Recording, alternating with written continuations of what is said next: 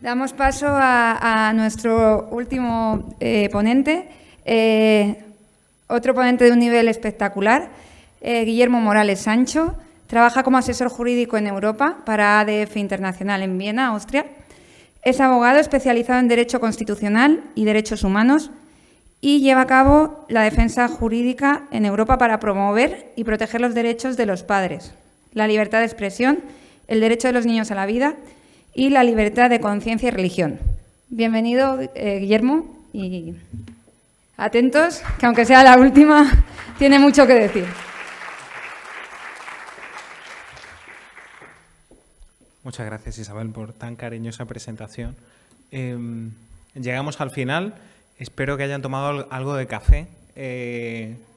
Realmente muchísimas gracias, ¿no?, por estar aquí un viernes por la tarde. Cuando estaba dando clase de Derecho Constitucional en la Universidad de Navarra, todos los profesores huían de tener clase un viernes por la tarde, ¿no? Se van a ir los alumnos, de manera que me hago cargo y de corazón muchas gracias. Realmente el que está agradecido de estar sirviendo al movimiento Provida soy yo.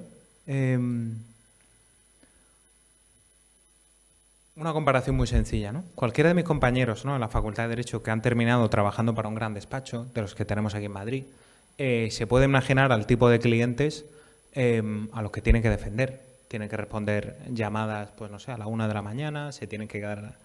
En cambio, mis clientes son auténticos héroes, ¿no?, del testimonio en favor de la vida. Por eso, quien realmente está honrado de estar aquí y de poder servirles soy yo. Pienso que el Congreso no podía venir en un momento más apropiado. El pasado 14 de febrero, no sé si tendrán en la memoria de lo que ocurrió en el Congreso de Seguridad de Múnich.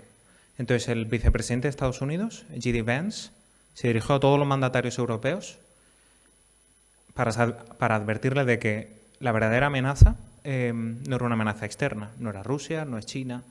Insisto que estaba hablando en el Congreso de Seguridad de Múnich, sino que la auténtica amenaza del continente está dentro, y es el ataque a las libertades. Se refirió a uno de nuestros clientes, Adam Smith Connor, que tienen aquí en esta imagen, ¿no?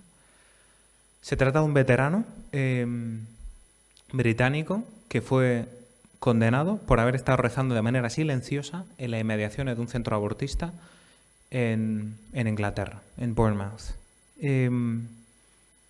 Lógicamente hemos recurrido a la decisión. La reacción de buena parte de esos mandatarios fue negar lo que había ocurrido. No, eso es mentira, no es cierto, está falsificando la información. Y estas fueron las reacciones de muchos de los mandatarios, ¿no? 4 días más tarde, esta señora de 74 años, ¿vale?, igualmente en Inglaterra, fue detenida por llevar ese cartel en una de las zonas, digamos, en las inmediaciones de una clínica. Se encontraba en Escocia. La traducción al castellano es: la coacción es un delito. Estoy aquí para hablar solo si quieres. Detenida, esposada y llevada a comisaría. Ayer y anteayer tuvo el juicio, de otra señora, en este caso de 62 años, que por unos hechos parecidos, tener un cartel en una de estas zonas de exclusión, había sido detenida y sancionada por la policía. Entonces, teniendo esta amenaza, ¿no?, tan presente, mi objetivo era ofrecerles como una panorámica, ¿vale?, de cuáles son los retos que tenemos ahora mismo en Europa, cuál ha sido el avance en materia de derecho a la vida. La estructura es muy sencilla. Me voy a referir, utilizando una distinción clásica de la bioética, a qué retos tenemos en inicio de la vida y final de vida. Si luego hay tiempo de preguntas o luego me quieren preguntar o porque les interesa indagar en alguno de los temas que voy a señalar, encantado de ofrecerles respuestas. Pero ya digo que voy a hacer una visión panorámica para que tengan una síntesis, ¿no? Muy bien. Dentro del inicio de la vida, me voy a referir a 3. La primera se refiere a las amenazas a la libertad de expresión, a la libertad religiosa del discurso pro vida. Entonces, por un lado tenemos a las llamadas, ¿no?, zonas de exclusión, de las que ya ha hablado, ¿no?, el profesor Julio Tudela. Esta existe en Europa, en Alemania, que la ha introducido el año pasado, en 2024, en el Reino Unido, incluyendo a Escocia, Gales, ¿no?, Inglaterra, en España, con la introducción del 172 quater del Código Penal y en Holanda a nivel local, ¿no? Se están igualmente debatiendo en otros países, ¿no? Esto, digamos, sería como la censura directa del Estado. Hay otra censura de la que se ha hablado. Bueno, aquí tenemos el caso más famoso. Esta señora Isabel Vaughan-Spruce es la presidenta de la Federación Provida del Reino Unido. Igualmente detenida. Gracias a Dios este caso lo ganamos. No solo le quitaron la sanción, sino que conseguimos condenar a la policía y una indemnización de 13.000 libras esterlinas por el acoso que ella misma había sufrido por parte de la policía. Es lo que esperamos conseguir con el caso de Adam Smith-Connor, ¿no?, que le señalaba antes. Aquí tienen señalados pues, los países en los que se ha introducido la zona de exclusión, ¿no? Vale. Luego hay otro tipo de censura al discurso pro vida. Podríamos hablar de la censura directa y la censura colateral. Vale. Muchos países tipifican el discurso del odio como un delito y lo castigan. Dentro del discurso del odio a veces se ha incluido y se ha perseguido el discurso pro vida. Decir, sencillamente defender posturas prohibidas en un artículo, en Twitter. Hay otra censura que, digamos, es más indirecta y es la que hacen los gobiernos a base de presionar a las plataformas privadas, como de Facebook, Meta, para que sancionen o, digamos, para que recorten el discurso pro vida. Les cuento un ejemplo de este mes de enero. No sé si recordarán que cuando Donald Trump ganó las elecciones, incluso antes de su toma de posesión el 20 de enero, Mark Zuckerberg, en una declaración bastante insólita, reconoció haber censurado con bastante doble rasero al contenido conservador. Lo reconoció y al mismo tiempo admitió que iba a dejar de hacerlo. Dijo, a partir de ahora no se va a hacer. 2 semanas más tarde, uno de los sitios pro vida con mayor circulación, Live News, que tiene su sede en Canadá, le bloquearon todas las cuentas de Instagram, de Facebook, es decir, todas las que dependen de Meta.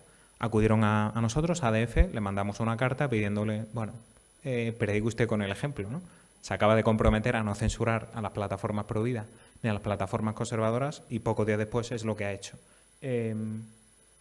Conseguimos que revirtieran y que le volvieran a establecer las cuentas, ¿no? Algo parecido, por ejemplo, podemos ver en los anuncios de Google. No sé si conocerán una iniciativa. Bueno, hay una red de médicos para revertir el aborto químico. Es decir, se trata de una red que lo que ofrece es progesterona para aquellas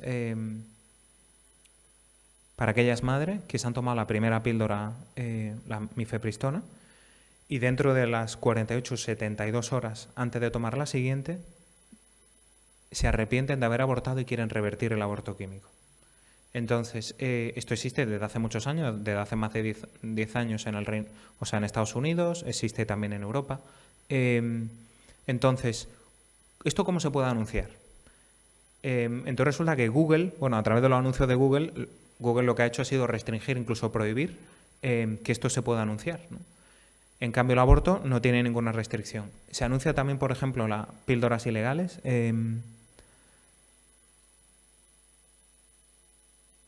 A través de esos mismos anuncios de Google. Entonces, es bueno darse cuenta del doble rasero que utilizan muchas de estas plataformas, que en principio parecen neutrales, ¿no? Y prohíben. Es decir, realmente lo que tendrían que hacer es ajustarse a la legislación. Prohibir la venta ilegal de pastillas abortivas y permitir el resto de anuncios, ¿no?, incluidos los de reversión al aborto. Vale. Podría dar el ejemplo, ayer mismo tuvimos otro ejemplo, y en este caso es en el desarrollo de la inteligencia artificial. Varios de los institutos de Estados Unidos lo que hacen es que parte del contenido que alimenta la inteligencia artificial está sesgado y quitan contenido pro vida para que los resultados que uno tenga de ChatGPT tengan también una orientación política. Entonces hemos tenido que escribir a las personas que están desarrollando el contenido para decir, incluyan ustedes todo el contenido, no sesguen en origen, ¿no?, el material con el que se alimenta la inteligencia artificial. Vale. Esto por lo que se refiere a la censura y la amenaza a la libertad de expresión. Hemos hablado ya también de la constitucionalización del derecho al aborto. En Francia directamente por reforma constitucional. En España ha sido el Tribunal Constitucional el que lo ha hecho. Y en Suecia ahora mismo hay planteado una reforma para el año 2027 con este mismo propósito. Sobre Europa y las iniciativas que hay en Europa entiendo que ya hemos hablado bastante, ¿no? Le voy a comunicar por lo menos una buena noticia, ¿no? No sé si siguieron que antes de las elecciones en Alemania, de hace un par de semanas, se intentó de manera acelerada derogar la protección penal del no nacido, es el artículo del 218 del Código Penal alemán. ¿Por qué lo hicieron? En realidad era una estrategia electoral y por suerte no salió adelante, ¿no? Pero realmente, digamos que se estuvo a punto de derogar de manera completa la poca protección penal que tiene el no nacido en Alemania, ¿no? Vale. Les he hablado ya de la reversión hemos hablado de Europa y esta es la red internacional que se dedica a revertir el aborto químico. Entonces, el tipo de casos con los que nos hemos encontrado son los siguientes. Estos médicos luego son perseguidos por activistas abortistas, ¿no? Le han intentado, hay un caso muy famoso en el Reino Unido de un doctor católico, Dermot Kearney, al que incluso le retiraron la licencia por haber prescrito progesterona para revertir el aborto. Y gracias a Dios, con ayuda legal, conseguimos que se le devolviera la licencia y lo continuó haciendo y lo ha extendido a otros sitios. En otras ocasiones, lo que hemos encontrado, este es un caso de Alemania de este año pasado, pues a periodistas activistas que llaman haciéndose pasar por estar embarazadas, ¿no? Y haberse tomado la primera píldora y querer revertir el aborto químico solo para, digamos, probar hasta dónde puede llegar un médico, si va a prescribir la progesterona sin haberla visto, etcétera, ¿no? Esto, por ejemplo, lo hicieron durante la pandemia para tener alguna causa con la que perseguir a estos médicos pro vida, ¿no? Hemos defendido a muchos de estos médicos. Me interesaría que también esto estuviera aquí extendido en España. En muchos de los países del centro de Europa, en Alemania, en Austria, desde luego en Suiza, los propios centros de ayuda a la maternidad, como son Red Madre, tienen su propia red de médicos a los que recurren para, ¿no?, prescribir progesterona, ver a las pacientes y poder revertir abortos. El porcentaje de reversión, o sea, el porcentaje de éxito está en torno al 65 y 68%, ¿vale? O sea, si uno busca información, hay estudios y los estudios son serios, ¿no? Vale. Final de la vida. Entonces, ¿qué ha pasado en materia de eutanasia? Hemos hablado de algunos países que, digamos, son los sospechosos habituales: Holanda, Bélgica, Luxemburgo. Luxemburgo desde el año 2009. En Canadá se ha extendido especialmente y a partir del año 2027 se quiere incluir también para personas con enfermedades mentales. En Oregón, el estado de Oregón de Estados Unidos desde el 97. Y el avance que hemos visto en Centro Europa se refiere al suicidio asistido, ¿no? En Suiza, por ejemplo, ya solo se castiga el suicidio asistido de aquellas asociaciones que tengan ánimo de lucro. Si son asociaciones que no tienen ánimo de lucro, con fines no lucrativos, no hay problema. Me gustaría presentarles el siguiente mapa, ¿no? La situación de España ya la conocemos. En Portugal se aprobó igualmente una ley de eutanasia. Y los países del Benelux, de esto ya lo hemos mencionado, y ahora mismo están en discusión varios proyectos de ley. Hay uno en el Reino Unido que ya ha pasado varias lecturas. Y les quería contar qué ha pasado y cuál ha sido el empuje en los países de Centro Europa, Alemania, en Austria y también en Italia, cómo los tribunales, en concreto los tribunales constitucionales, son los que la han ido empujando. En el año 2022, el Tribunal Constitucional alemán dictó una sentencia en la que reconocía, derivado del derecho a la dignidad y la autonomía, el derecho a una muerte autodeterminada, ¿vale? Entonces declaraba inconstitucional el artículo 217 del Código Penal alemán, y que era el que prohibía la promoción comercial del suicidio asistido, y que era este derecho fundamental, y obliga al legislador, al Parlamento alemán, a aprobar una ley de eutanasia. De momento esta ley no se ha aprobado. Buena parte de las sociedades médicas siguen estando en contra, también las sociedades de cuidados paliativos alemanas, pero digamos que una de las barreras principales se acaba de remover. De manera que el suicidio asistido está permitido y ya no es perseguible penalmente, ¿no? Una sentencia parecida dictó el Tribunal Constitucional de Austria ese mismo año. A continuación, el Parlamento austriaco, en el año 2021, aprobó una ley de eutanasia que lo único que pide es un consentimiento ante notario, que 2 médicos validen la capacidad del solicitante y, de momento, solo se admitía la modalidad de autoadministración. Por resulta que el Tribunal Constitucional de Austriaco, este año 2024, en octubre, volvió a declarar inconstitucional 2 aspectos de esta ley. La primera se refería al plazo de espera de 1 año después de una solicitud fallida. Es decir, si hay un paciente que ha pedido eutanasia y la Comisión de Garantía lo deniega, la ley estableció 1 año mínimo de espera para la siguiente solicitud. El Tribunal Constitucional austriaco dice, no, esto es inconstitucional, se le tiene que dejar poder pedirla en un plazo menor. Y también se prohíbe esta ley hacer publicidad de la eutanasia, precisamente por la expansión y por la presión que esto crea en los pacientes, que empiezan a sentirse como una carga. Bueno, pues si resulta que lo anuncia, pues la ha declarado igualmente inconstitucional. Y ha dicho, claro que se tiene que poder hacer publicidad. En Italia, la Corte Constitucional Italiana, en el año 2019, también tiró abajo la protección penal, en este caso, que castigaba la ayuda al suicidio de personas que autónomamente lo soliciten y padezcan una enfermedad irreversible. Bueno, en España ya conocemos la sentencia del año 2023, que han avalado, no solo han avalado la ley de eutanasia, sino que han creado un derecho constitucional a una muerte autodeterminada en derechos eutanásicos, o sea, en contextos eutanásicos. Entonces, ¿esto por qué es peligroso? Por dos motivos. Lo primero es que revierte lo que el propio Tribunal Constitucional había dicho en los años 90. En los años 90 lo que había dicho era exactamente esto. No es posible admitir que la Constitución garantice, en su artículo 15, el derecho a la propia muerte. Esto es la sentencia de la 120 en 1990, ¿no? Y ahora lo que tenemos es que este mismo artículo, el 15, que es el que garantiza el derecho a la vida y la integridad física, sí que reconoce un derecho a la muerte autodeterminada en contextos eutanásicos, ¿no? Desde luego, bueno, lo triste de esta sentencia es que ni siquiera dialoga con la jurisprudencia anterior, ¿no? Entonces, ¿cuál ha sido la aplicación que hemos visto de la ley, digamos, a nivel de las comunidades autónomas y de las instancias inferiores? Pues por suerte, muchos tribunales superiores de justicia han denegado eutanasias, ¿no?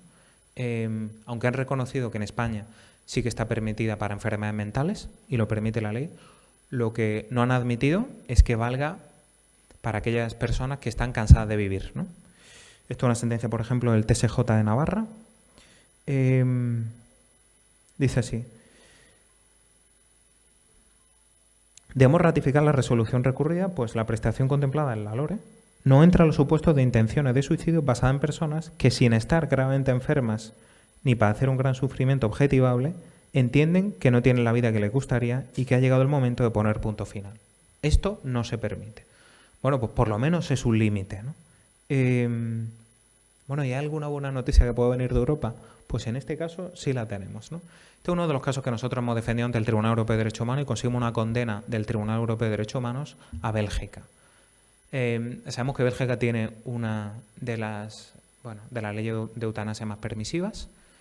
Y esta es la falta de garantías que en el caso de Tom Mortier conoció la muerte de su madre un día después, cuando el equipo facultativo a él y a su hermana le pidió que por favor recogieran los enseres de su madre, ¿no? Su madre llevaba padeciendo una depresión muy grave durante más de 20 años y lo que había ocurrido era que la solicitud se tramitó en 2 días. El médico que la autorizó era parte simultáneamente, o sea, no solo de la supuesta comisión de garantías, sino de una asociación pro eutanasia belga, y no la habiendo oportunidad a ninguno de los interesados, en este caso a los familiares, de oponerse. Recurrimos lógicamente a Estrasburgo y conseguimos que el Tribunal Europeo de Derechos Humanos condena a Bélgica y le piden que cambie la legislación en esta materia. Este año el año 2024 hemos conseguido también un buen precedente en materia de cuidados paliativos, ¿no? Del que, Ana Isabel yo creo que podría estar muy orgullosa, ¿no? Entonces ocurre lo siguiente: tenemos un paciente con ELA que es profesor de Derecho Constitucional en Hungría y que ha trabajado en el Tribunal Europeo de Derechos Humanos, Daniel Karsai, y pide que por favor se le aplique la eutanasia, pero no en cualquier sitio, en Hungría. ¿Por qué? ¿Qué era lo que quería? La aprobación del suicidio asistido en su país. Lo que responde el gobierno es: nosotros vamos a darte toda la ayuda que necesites, nunca te vamos a dejar solo y te vamos a dar los cuidados paliativos hasta el final. No contento con eso, recurro hasta Estrasburgo solicitándolos. ¿Qué contesta Estrasburgo? Lo cierto es que es muy bonito. Es un parágrafo que les quería leer porque hemos estado involucrados en el caso desde el inicio y también, bueno, digamos que mandamos un tercero interviniente de la Corte, ¿no?, que acogió, gracias a Dios en este caso, nuestros argumentos. Dice: el Tribunal considera que el acceso a cuidados paliativos de gran calidad, incluido el acceso a analgésicos efectivos, es en muchas situaciones, y sin duda la del recurrente, la de Daniel Karsai, esencial para asegurar un final de vida digno, ¿no? Entonces, lo interesante es no solo que no reconozca un derecho a la muerte autodeterminada, sino que el artículo 2, el derecho a la vida, lo que obliga positivamente a los Estados es a cuidados, dice, high quality palliative care, ¿no?, cuidados paliativos de alta calidad. Esa es la obligación de los Estados, ¿no? Lo cierto es que quería terminar con esto, ¿no?, porque, bueno, digamos que viendo cuál es la evolución en materia de derecho a la vida y muchas veces pensando que los tribunales, que en muchos casos son activistas, ¿no?, en su favor, en este caso han resuelto conforme efectivamente establece el convenio, ¿no? Las obligaciones positivas del Estado son el cuidado de la vida. Imagino que tendrán preguntas. Encantado, bueno, pues a lo mejor en 5 minutos, si no, en turno, bueno, personalmente. Y en cualquier caso, lo cierto es que le he dejado bastante material en el stand que tenemos delante. Pueden coger lo que quieran. Alguien ha preguntado, ¿cuánto valen los libros? En los que ofrece ADF, bueno, se los damos lógicamente gratis, igual que el resto del material. Y muchísimas gracias.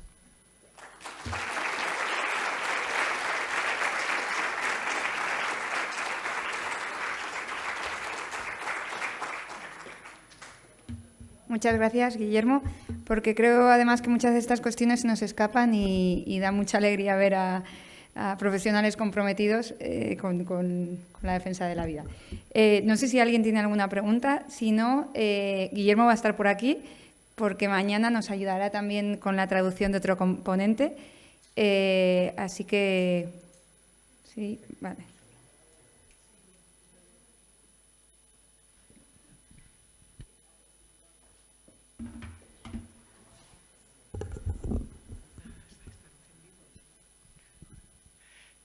Buenas tardes. Bueno, yo hablo, es una pregunta de las tres porque somos voluntarias en Refugio Provida, que os he pasado ahora el folleto, estamos enfrente de la clínica Dator tratando de informar a las mujeres y de rescatarlas cuando se puede. Entonces, a mí me ha llamado la atención, soy bastante nueva, ¿no?, como voluntaria, que has hablado que entre los países que ahora mismo hay una normativa con zonas de exclusión está España. ¿Podrías explicarnos un poco? Sí, claro. Que el caso español, ¿cómo es? Gracias. Vale. Entonces, el caso español un poco particular, lo que ocurrió es lo siguiente.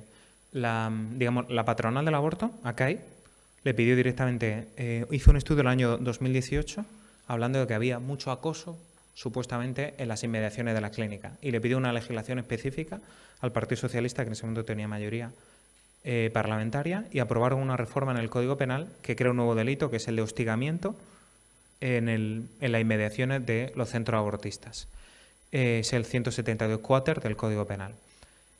Ese artículo, bueno, ese precepto se recurrió ante el Tribunal Constitucional, que resolvió limitando el alcance del precepto, ¿vale?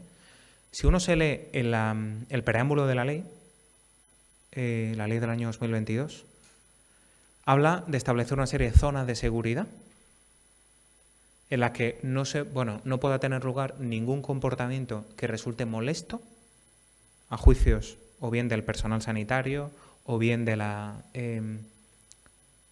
personas que estén pensando en acudir a abortar, ¿no?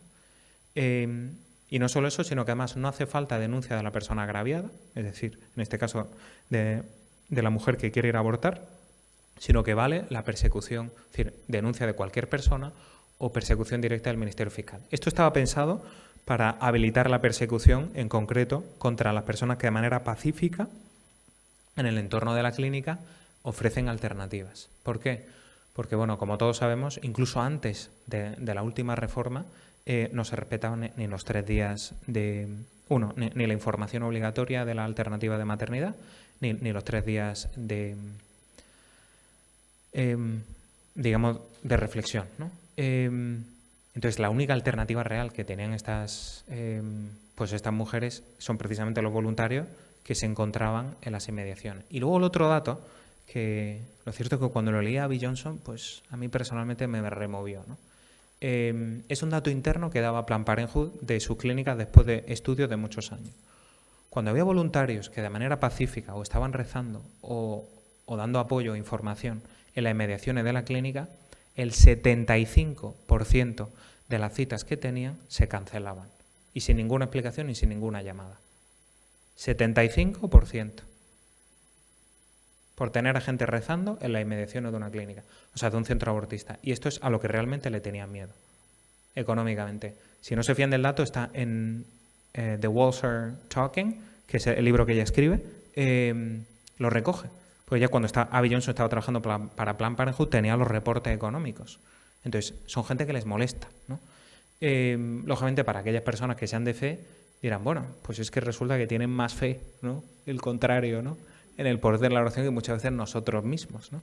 Y es así, sino que interés, si usted de verdad piensa que es gente inocente y que incluso parece que le da pena, pues hace falta traer a la policía, arrestar a una señora de 74 años con un cartel, o sea, es patético, ¿no? Sí, pero para lo que necesiten, bueno, hemos llevado muchos casos en Inglaterra, en Alemania, por ejemplo, ganamos un caso ante el Tribunal Supremo, hasta la Sala de lo Contencioso, defendiendo a 40 días por la vida y gran vigilia de oración, las que empiezan ahora durante la Cuaresma. Entonces, la respuesta del Gobierno fue aprobar una zona de exclusión con multa de 5.000 euros, ¿no? Entendemos que esta norma es inconstitucional. O sea, bastaría comparar la sentencia que ya teníamos del caso de Pavica, que es como se llama esta señora, croata, con esta ley. Es decir, vamos a ver si ha dicho la Sala de lo Contencioso del Tribunal Supremo que esto es inconstitucional. Pero hace falta, lógicamente, ahora un nuevo precedente para tirar abajo esa ley. Ya tenemos varios casos en varias ciudades de Alemania y sí, lo estamos combatiendo. Pero encantado de ayudarle lo que necesitéis. Vale, pues muchísimas gracias. Como he dicho, como va a estar por aquí, aprovechad. Hay otra pregunta por ahí. ¿Nos da tiempo? O si no, ahora la salida, sí. ¿Vale? ¿Te parece de manera...? Bueno, ya está, espera, hazla. Una reforma de la ley de aborto del año 2010 se quitó el artículo 125 del Código Penal, así que vigente.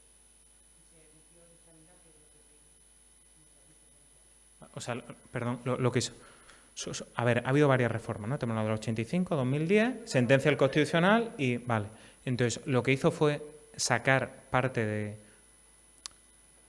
de la protección penal que había el no nacido en el Código Penal y trasladarlo a una propia ley específica que es la 2/2010. Entonces, no es punible en aquellos supuestos que contempla la propia ley, la Ley Orgánica 2/2010. Esa fue la... Sí.